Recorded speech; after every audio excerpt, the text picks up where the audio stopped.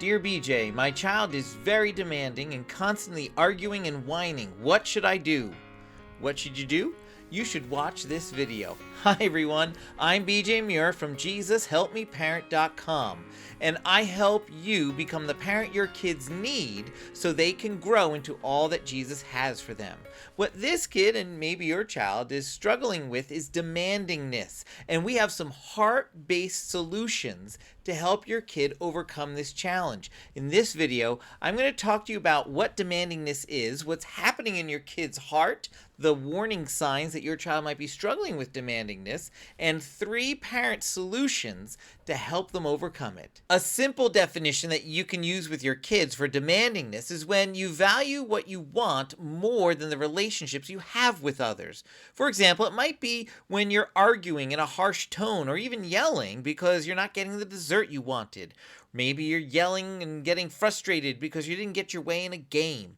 Or maybe even getting angry because you thought you were going to get to go first, and now you have to wait to be second. Let me show you what's happening inside your child's heart when they're struggling with demandingness. I want you to picture a seesaw, and in the middle of that seesaw, you can picture the words ambition and contentment. Now, both ambition and contentment are positive heart qualities we want to develop in our children. We want our children to be ambitious and have goals they're pursuing. At the same time, we want them to learn contentment in life as well. But you see, contentment gone too far to the one side of the seesaw is really apathy, and that gets life out of balance when you're too apathetic.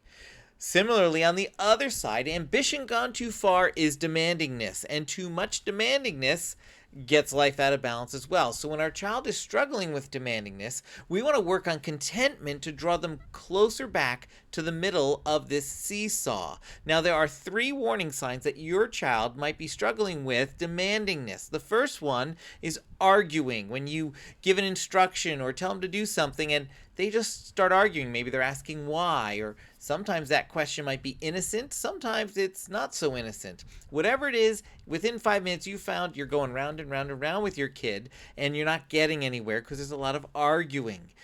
The second warning sign is badgering. When your kid has asked you permission to do something or is wanting to go somewhere and you tell them to hold on, or you want to think about it, or you're not so sure, or you want to talk to your spouse, and they keep asking and asking and asking and talking about it, coming back to you. They're badgering at that point. That's the second sign of demandingness.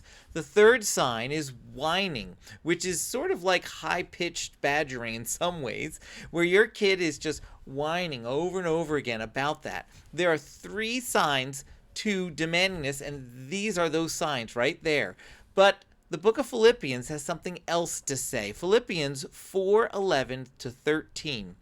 I'm not saying this because I am in need, for I have learned to be content in whatever circumstances.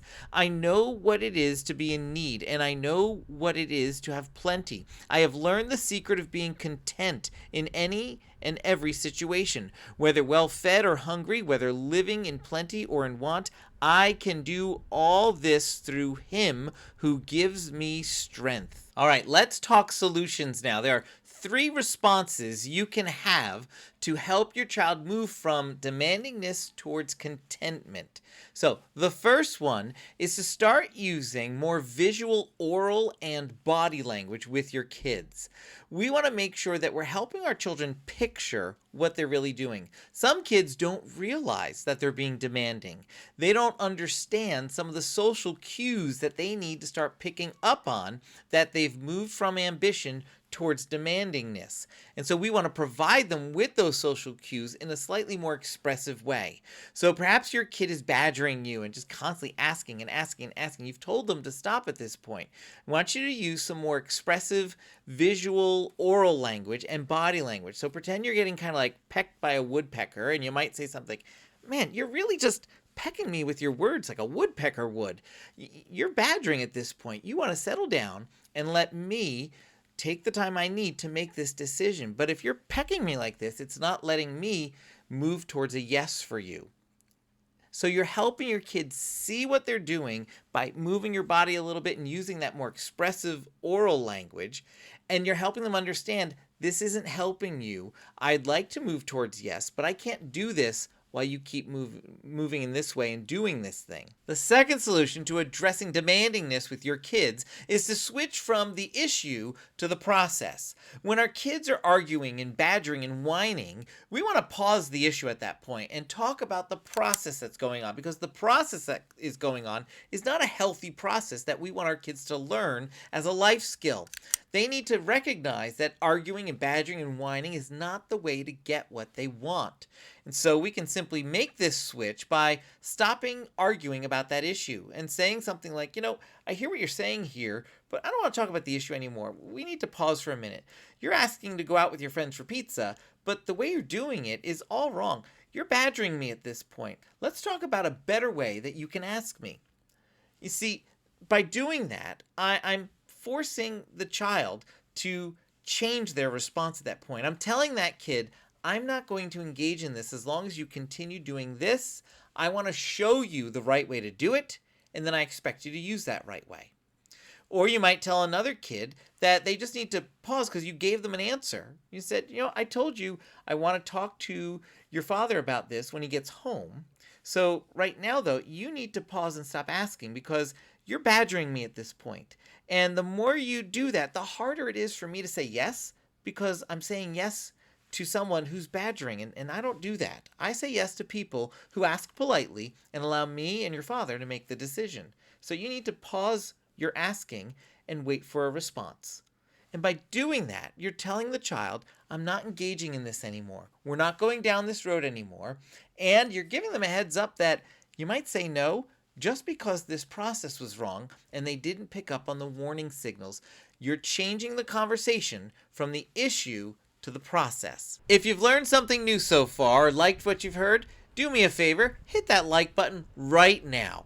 A third solution to addressing demandingness with your kids is to postpone the decision until you have more answers or until the process gets fixed. See the second solution that I just talked about previously. But pausing until you get better answers or more answers and more information is a way of finding out what you need to find out. Your kid asks to go out and play, and you might not want them to go out and play because you don't know what they're going to go do. And so you might say something like, tell me more. Or what would you like to do outside? And just by asking that question, you're eliciting more information. And when your kid says, I want to ride my bike across town to go see my friend, that might be a no. But if your kid says, I want to ride my bike around the block to go see my friend, or I want to go play in the front yard, or whatever it might be, it's easier to say yes then. But when your kid is just badgering you or whining or arguing, I should be allowed to go outside. I should be allowed. Wait a second. I hear you keep saying the same thing over and over again, but I need to know more, so tell me more. That simple phrase, tell me more, can be powerful for unlocking more information that you need and teaching your child the correct way to come to you to ask for permission. Lots of kids who struggle with demandingness also struggle with following instructions. How many of you feel like your kid struggles so much it's a battle every time you want your kid to do just one little thing? But family life doesn't have to be that way. Kids can actually follow instructions and have a good attitude when they do it. When we make 5 simple, positive changes in the way we deliver those instructions. That's why I made a free resource just for you called 5 Simple Steps to Get Your Kids to Follow Instructions. You can grab it in the link down below. You're going to get a daily email for 5 days. And in that daily email is going to be a really quick video, quicker than some of these videos on my YouTube channel, with one simple thing you can do that day. And each day will build on each other, but you can go and watch one video and go do that thing right away. And you're going to see a change. And on day 2, you can watch that video and go do that thing along with the thing you learned on day 1. And it's going to make a change in family life. You're going to be making positive changes to the way you deliver instructions and telling your child how they should respond in a more positive way, and you're going to see change that lasts in your family. Now, if you want to learn more about demandingness and contentment and working on that as well, you should click one of these videos that's coming up on the screen any second now. If you don't see it yet, it's because you're watching this in the first week and I haven't made that second video yet. But if you've been watching this anytime after the first week, it's going to be somewhere here or here. Otherwise, you're going to see a video pop up that YouTube thinks would be the next best one for you. In the meantime, I'll see you later. Thanks, everyone.